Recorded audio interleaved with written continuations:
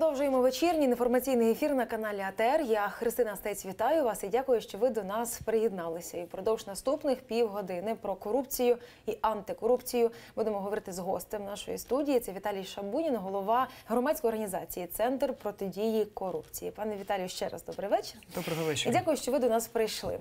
Ну, можливо, не зовсім про корупцію, але не можемо не згадати і не обговорити з вами тему дня сьогоднішнього, одну з тем, це видворення з України Михайла Саакашвілі, чи то пак вже Міхаїла Саакашвілі, якщо він не має українського громадянства. І йдеться про те, що Польща прийняла лідера партії «Рух нових сил» Міхаїла Саакашвілі за процедурою реадмісії. Про це ще раніше повідомила «Українська правда», а «Українській правді» повідомило джерело. І далі цитата: «За процедурою реадмісії як порушника закону за рішенням судів українських повертати не будуть». І цікава ще інформація, що 10 лютого в Нацполіції повідомили про початок оперативно-профілактичної операції «Мігрант», метою якої є виявлення іноземців, які своїми діями впливають на криміногенну ситуацію у країні. Вчора Саакашвілі близько 15-ї виявили в одному з ресторанів у столиці. Вже о 17:45 чартерний літак з Саакашвілі на борту приземлився в аеропорту Варшави. І сьогодні, знову ж таки, у польській столиці, у Варшаві, Михайло Саакашвілі дав прес-конференцию журналистам. Давайте фрагмент послухаємо. Если человека обвиняют в государственном перевороте, а судья сразу отменила это, отпустила меня, судья Лариса Цокола, и сказала, что все дело фейковое, и меня нельзя посадить ни под домашний арест, но если человека обвиняют в государственном перевороте, его не изгоняют из страны. Настолько нужно не уважать законы, настолько надо быть полным неучим. Есть прекрасное украинское слово «невыглас». Чтобы выслать из страны человека, обвиняемого в тяжелых преступлениях против той страны. Мы свернем шею Луценко, и Луценко пойдет туда, на этот раз заслуженно, откуда его один раз выпустили. Они пойдут не в Польшу, потому что Европа их не примет. Они поедут не в эту ужасную диктатуру, потому что вряд ли они даже их хотят. Они пойдут в украинскую тюрьму.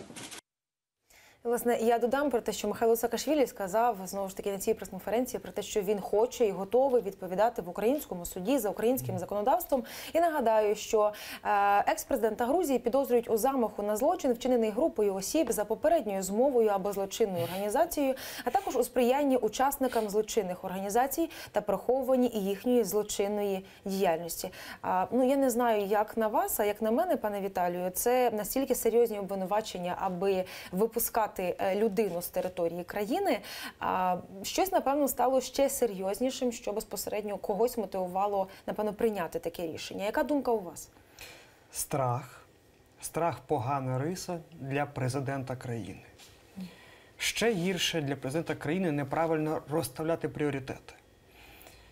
Якщо в країну спокійно повертається Злочевський, міністр надр з часів Януковича, один з ключових гаманців Януковича, і веде в Україні нормально свій бізнес, а при цьому видворяють з країни Саакашвілі, якщо Медведчук має якісь дуже, як на мене, дивні привілеї по перетину українського кордону напряму з Росією, а при цьому видворяють Саакашвілі, то Порошенка серйозні проблеми з пріоритетом.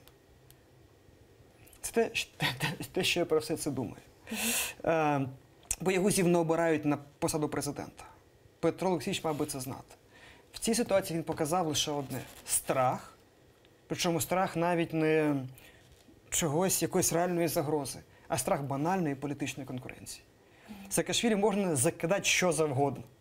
Але те, що він не погіршував криміногенну обстановку, ну це 100%. Ну і в цьому контексті вже впродовж другого дня ми говоримо про те, що не всі, але дехто, і зокрема я собі таку паралель проводжу, про те, що один приїхав, інший поїхав.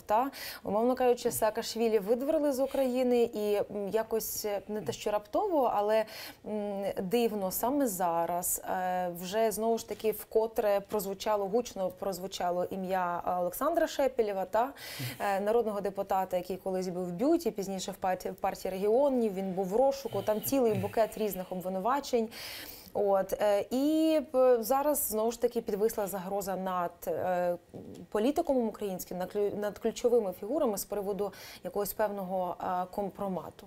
В цій історії ви теж, напевно, за цим спостерігали? У мене дуже проста історія з компроматом. Якщо є ознаки кримінального злочину, є прописаний в законі порядок реалізації цих речей.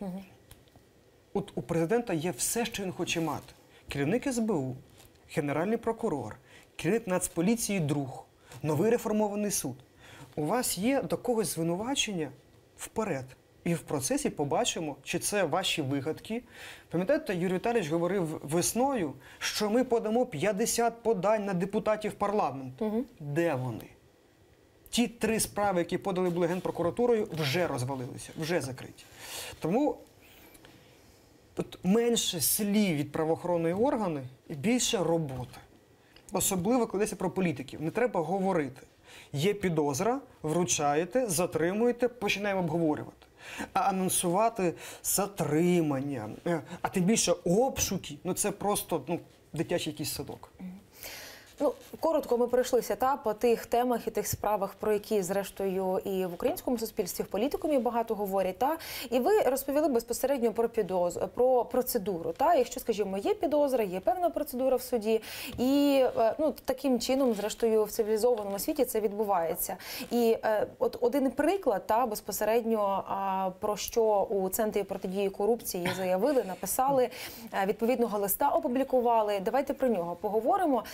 Йдеться про те, що Кабінет міністрів надав суду позитивну характеристику голови Державної аудиторської служби Лідії Гаврилової у справі про її відсторонення від посади. Я нагадаю, це, власне, пані Гаврилова, якій 23 січня детективи НАБУ повідомили про підозру в незаконному збагаченні в розмірі близько 10 мільйонів гривень та декларуванні недостовірних даних. І пересічний глядач може згадати її по, власне, висловлюванні з приводу золотих злитків, які знайшли у неї у квартирі, про те, що насправді багато в кого з українців такі речі є, і тут нічого дивного немає.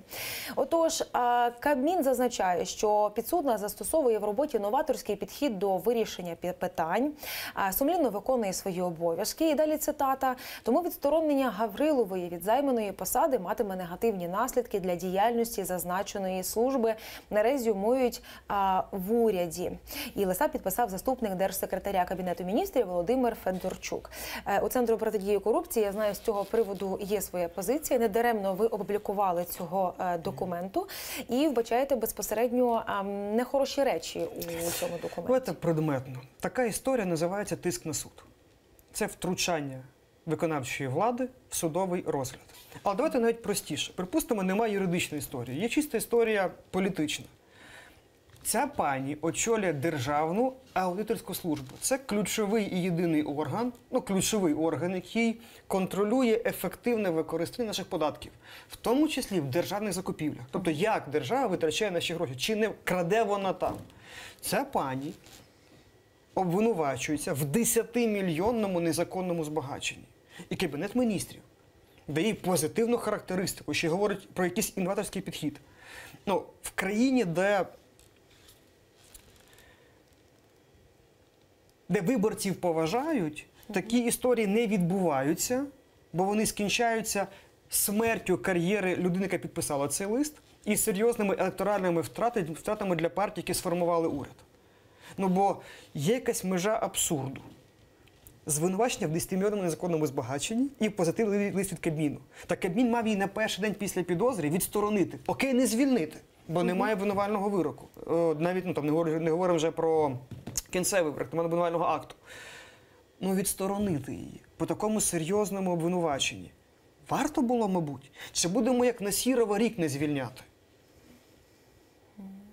Але з іншого боку, коли в Кабінету міністрів, наскільки я розумію, і сама Гаврилова про це казала, я не зовсім достовірно знаю цю процедуру, але Кабінет міністрів, суд попросив чи подав запит, власне, про те, аби Кабінет міністрів цю характеристику надав.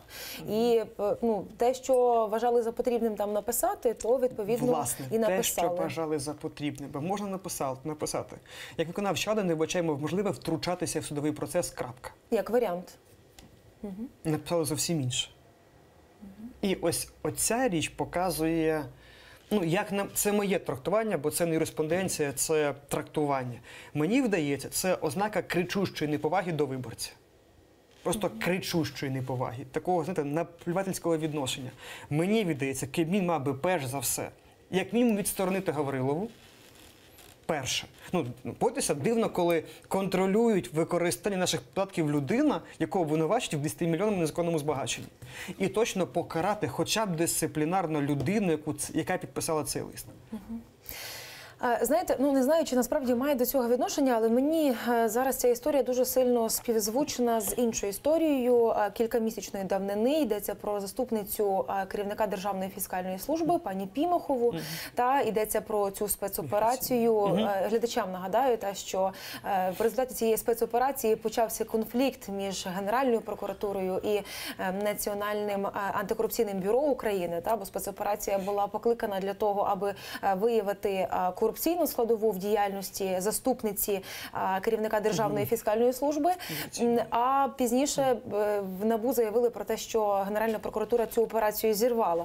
Окей, ми цю історію забули, але якщо задати колегію Міністерства внутрішніх справ, яка відбувалась наприкінці року, інформація, яку озвучили там, ну, дивна насправді, про те, що виявили масові порушення в Державній фіскальній службі про підробці документів, про отримання, власне, документів громадянина України і так далі. Йдеться не про один випадок, а йдеться про сотні.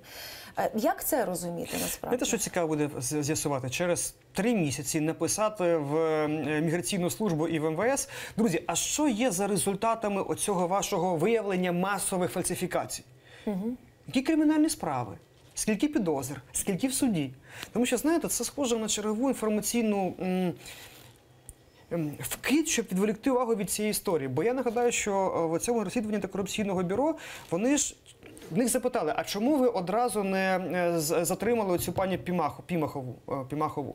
Бо і НАБУ сказало: друзі, в процедурі отримання громадянства, окрім міграційної служби, є ще СБУ і адміністрація президента. Нас цікавила не заступність, нас цікавила вся схема. Абсолютно. І, до речі, СБУ, тоді це була спільна операція ГПУ і СБУ, яка зірвала роботу НАБУ, ще й агентів оприлюднила, що неприпустимо. І мені здається, що щоб якось відволікти і забути цю історію, була оця історія про там сотні підроблених документів.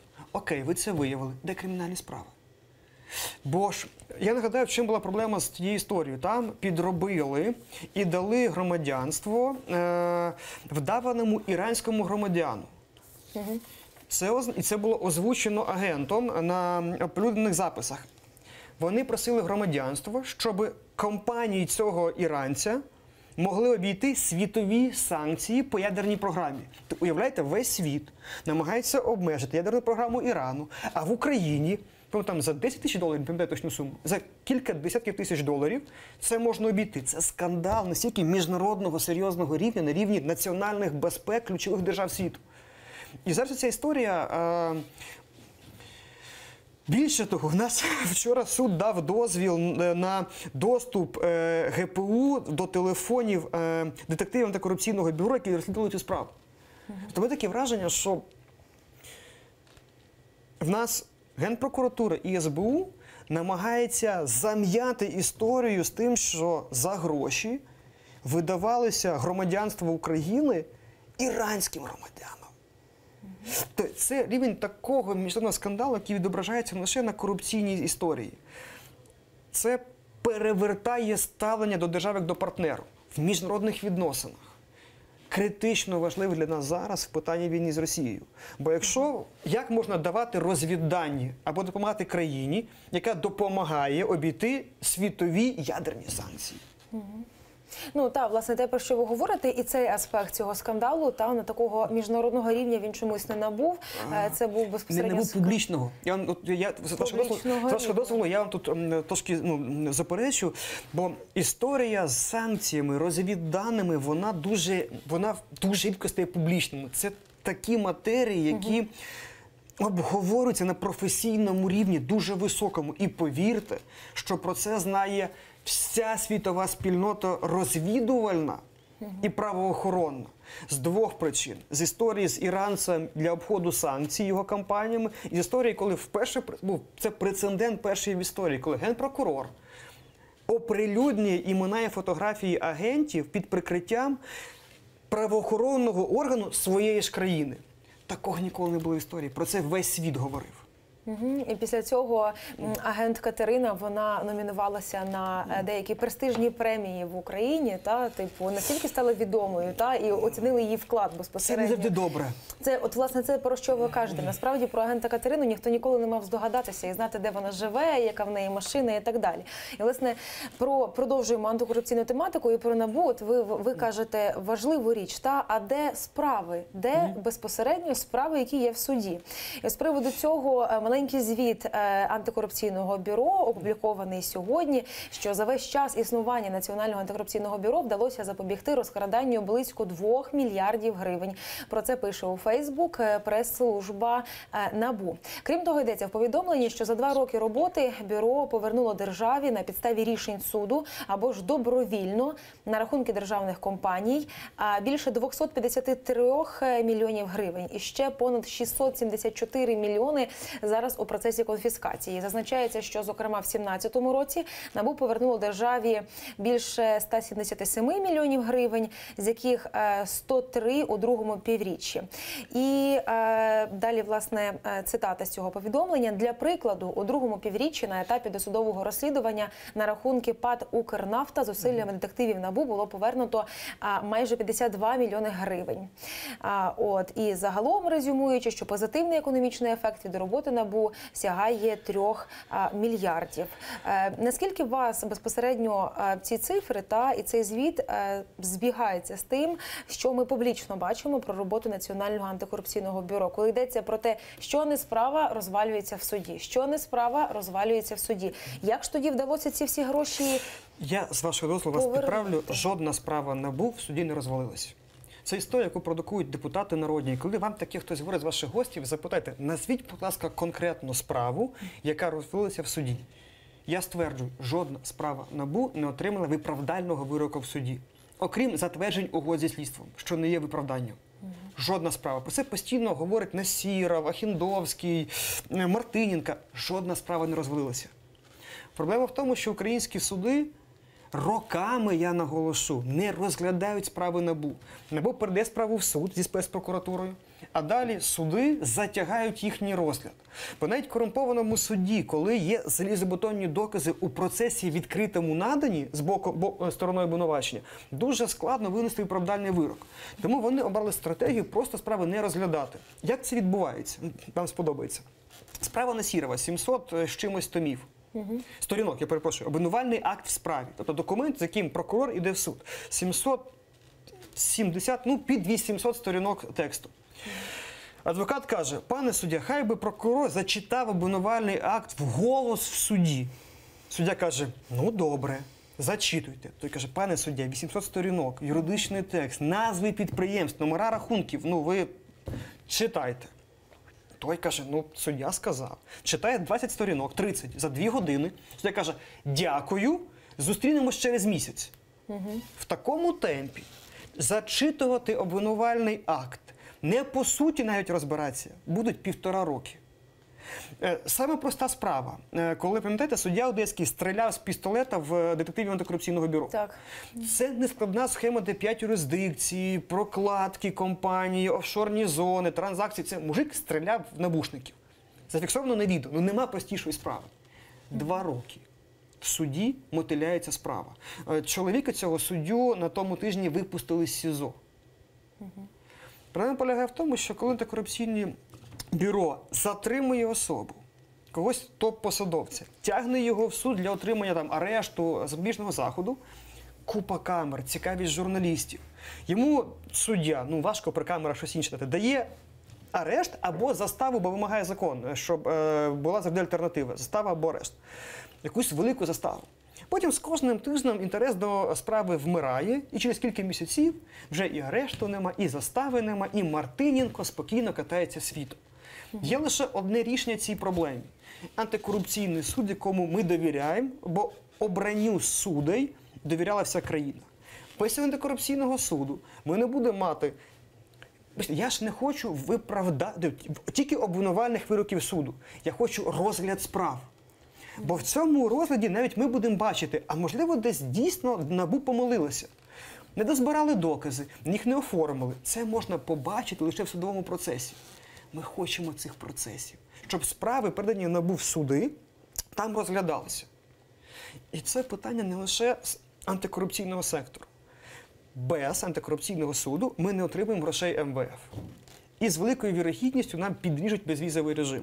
Ну, про цього тижня про це вкотре нагадали, так? Місія МВФ приїхала в Україну і знов про це нагадала. Я розкажу, чому це проблема для нас з вами, не для Порошенка і Яценюка.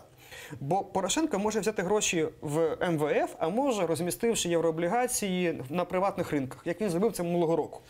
МВФ дає гроші під 1,3%, а євробонди під 7,5%. Це означає, що ми на мільярді доларів позичених щороку втрачаємо 500 мільйонів, віддаючи відсотками. А нам треба віддати 7,5 мільярдів. У нас є телефонний дзвінок, хтось з глядачів нам телефонує. Віталій Шабунін, голова громадської організації «Центр протидії корупції», гість нашої студії. Доброго вечора вам, хто ви звідки і, можливо, ваше запитання. Добрий вечір. Доброго вечора. Антон, місто Переяслав, Київська область. От усі експерти, громадські діячі в один голос наводять такі факти, що складається стільки враження в країні такий безлад, що далі вже з цим миритися неможливо і допомоги ждати від цієї влади, що вона сама себе якось випоре, як унтер-офіцерська вдова, теж не приходиться. Але водночас, коли йде мова про те, що треба виходити на вулицю, треба цю владу якось вже змести, то ті самі експерти, ті самі діячі говорять, що це, мовляв, не на часі, цього робити не потрібно, це буде дестабілізація. Ну, от в контексті 18 числа, коли запланована акція за імпічмент Порошенка, от яка ваша думка з цього приводу? Дякую. Я дякую за ваше запитання, воно дуже важливе. Ми як організація закликаємо людей до масових мирних акцій, в яких люди відстоюють свою позицію. Чи то з питання протидії корупції, чи з питання будь-якого. Це гарантоване Конституцією право громадян. І мені здається, що ця влада, між іншим, як і всі попередні, найбільше бояться, коли українці, я тільки наголошу, масово і мирно виходять на акції. Бо цьому нема чого протиставити. Маленький приклад. Румунський антикорупційний директорат, який ставлять всім як приклад успішності антикорупційного органу. Коли хотіли його повноваження підрізати, на вулицях Румунії було 100 тисяч людей, які захистили цю інституцію. При цьому і румунський директорат, направду, вважається одним з найефективніших органів в цій царині. Румунський директорат почав затримувати людей рівня народних депутатів на 7-9 рік своєї роботи. НАБУ на перше. Чи потрібні масові акції? Потрібні. Вони мають бути єдине масовими і мирними. Ну, власне, з приводу масовості, можливо, ви бачили, сьогодні з'явилися результати опитування, дослідження про те, що кількість українців, які готові виходити на протести, мирні, знову ж таки, на вулицю і таким чином виявляти свою позицію, в порівнянні з груднем 2016 року, в грудні 2017 зменшилося на 9%. Це зараз менше половини українців. Маємо 5 хвилин і ще хочу дуже важливу тему обговорити. Пан Антон, глядач, який нам телефонував, він сказав про те, що все насправді дуже багато, все заплутано, все наче так якось і погано виглядає. І з іншого боку, дуже все заплутано ще в одній історії. Коли взяти аудитора НАБУ серед кандидатів, яку, зокрема, підтримували антикорупційники України, громадський сектор і так далі, була Марта Борщ, вона колишній прокурор в Сполучених Штатах і держобвинувач Павла Лазаренка.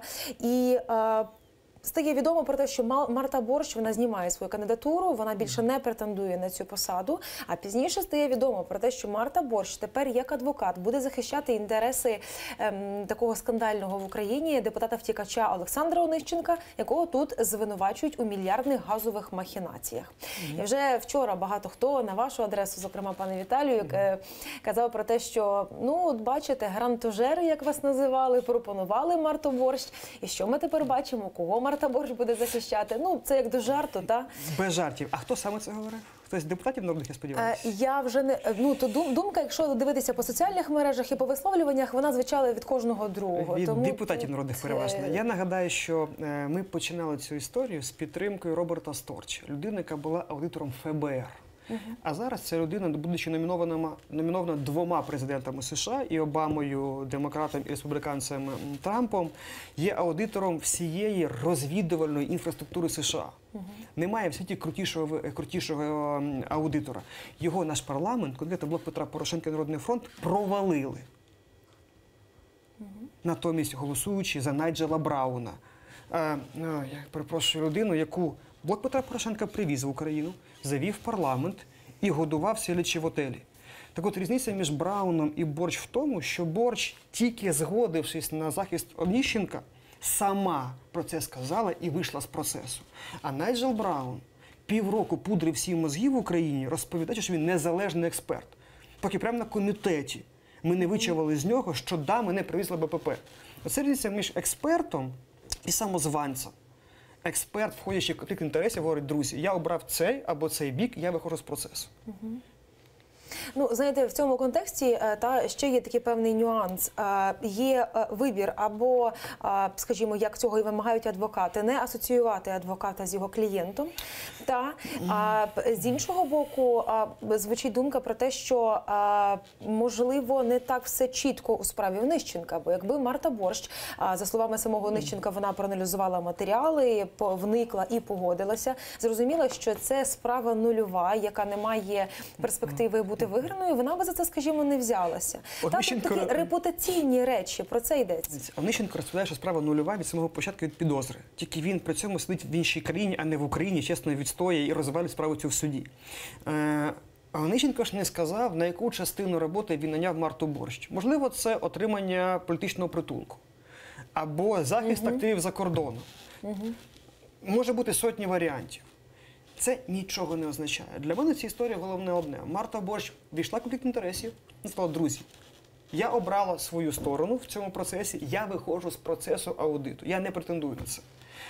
Ті люди, та людина, конкретно Найджел Браун, фізична людина, яку пхав Народний фронт, блок Петра Порошенка, півроку пудрили всі мозги, розповідаючи з парламентської трибуни, що я незалежний кандидат. А потім виявилось, привезли БПП, годували БПП, в парламент звели БПП. Оце велика різниця між експертом і самозванцем. Маємо менше 2 хвилин, але все ж таки хочу безпосередньо з приводу вашої справи. 18 січня стало відомо про те, що вашу справу про начебто побиття журналіста перекваліфікували, і тепер вам може загрожувати до 5 років ув'язнення. Якою бачите цю перспективу? Це та сама історія, з якої ми почали, про пріоритети. Моєю справою займалось 10 слідчих і 5 прокурорів. Я щиро дякую Юрію Віталійовичу за таку увагу до моєї скромної персони. Ну, виявляється, не така вже ви і скромна персона. 5 прокурорів – це серйозний рівень. Процес пішов в суд по статті побиття журналістів, яку в Україні не застосовують. Більш того, там, де реальних журналістів били, справи закривали. Але в чому плюс? Ми хотіли, щоб справа була максимально швидко в суді, бо в суді ми показуємо нікчемність доказової бази, фальсифіковану експертизу. І ми допитували в суді редактора, який дав завдання цьому псевдожурналісту нас розслідувати. За 3 роки 3 виходи газети. В жодній газеті не було, власне, матеріалів цієї людини. Тому ми щасливі, ще й публічний суд, де ми можемо відстояти свою позицію. А окрім цієї справи, можливо, по-іншому відчуваєте ще якийсь тиск? Можливо, є ще кримінальна отримуєте погрози? І чим ближче, скажімо, до виборів, чим більше ваших заяв, то, можливо... Є ще одна кримінальна справа. Є кримінальна справа, яку придумав генпрокурор Луценко по відмиванню коштів, по якій навіть Печерський суд не дав йому дозволи на обшуки в мене вдома і в офісі. І він змушений був справу перевести в Черкаси в ручний суд. Буде багато цікавого і смішного по цій справі. І там зараз справа на розгляді, я так розумію. Досудове розслідування зараз триває. Досудове. Коли будете мати якусь інформацію з приводу цього, будемо кликати вас до нашої студії з приводу цього говорити. Дякую вам за те, що ви прийшли, знайшли час. Віталій Шабунін, голова громадської організації «Центр протидії корупції», був гостем нашої студії. Я дякую, що і ви, наші глядачі, були з нами під час цієї розмови. Залишайтеся з АТР. Побачимося за півгодини.